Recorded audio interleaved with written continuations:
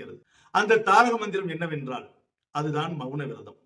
நீங்கள் சனிக்கிழமைகளில் அதிலும் காலை 6 to 7க்குள் அல்லது மதியம் 1 to 2 வரைக்கும் முடிந்தால் மௌன விரதம் இருங்கள். வேலைக்கு போகிறோம், எப்படி அந்த நேரத்தில் நாங்கள் மௌன விரதம் இருக்க முடியும் என்று நீங்கள் கேள்விகள் கேட்டால் அதற்கும் ஒரு நேரம் இருக்கிறது. இரவு 8 மணி முதல் 9 மணி வரை. இவைகள் எல்லாம் சனிக்கிழமையில் சனி ஓரைகள்.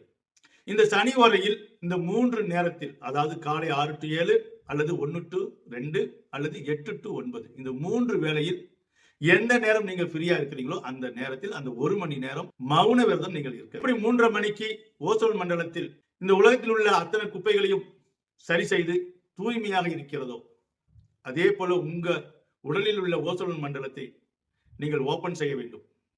இதை கையாண்டு பாருங்க. நீங்க ஜென்ம சனியில் பட்ட கஷ்டம் எல்லாம் இது நீங்கும்.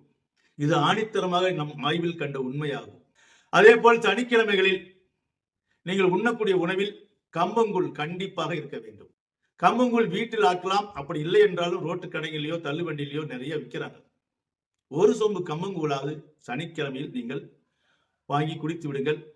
இதனால் சனி தோஷம் விலகும். கம்பங்கூழ் குடித்தால் சனி தோஷம் விலகுமா? இது என்ன சிறுபிள்ளைத்தனமா இருக்க என்று நினைத்து விடாதீர்கள். அந்தந்த கிரகத்துக்கு தகுந்த தானியங்கள் இருக்கிறது. ஒவ்வொரு தானியங்களிலும் கிரகங்கள் ஆதிக்கம் கொள்கிறது. கம்பங்கூழ் குடிப்பதால் நோய் எதிர்ப்பு சக்தி கிடைக்கும், உடல் வலிமை பெறும். அஜீரண கோளாறு உள்ளவர்கள் கூட கம்பங்கூழ் குடித்தால் ஜீரணம் எளிதில் ஆகும். நீங்கள் வேண்டுமென்றால் இந்த பரிகாரத்தை நீங்கள் செய்து பாருங்கள். நிச்சயம் 1 வாரம் 2 வாரம் அல்லது 3 வாரத்துக்குள்ளேயே உங்களுக்கு நல்ல ரிசல்ட் கிடைக்கும். அதே போல் சனிக்கிழமைகளில் எண்ணெய் தேய்த்து குளிக்க மறந்து விடாதீர்கள். யாருக்கெல்லாம் 7 நடக்கிறதோ அவர்களெல்லாம் வாரம் கம்பல்சரி நல்லெண்ணெய் தேய்த்து குளிக்க வேண்டும்.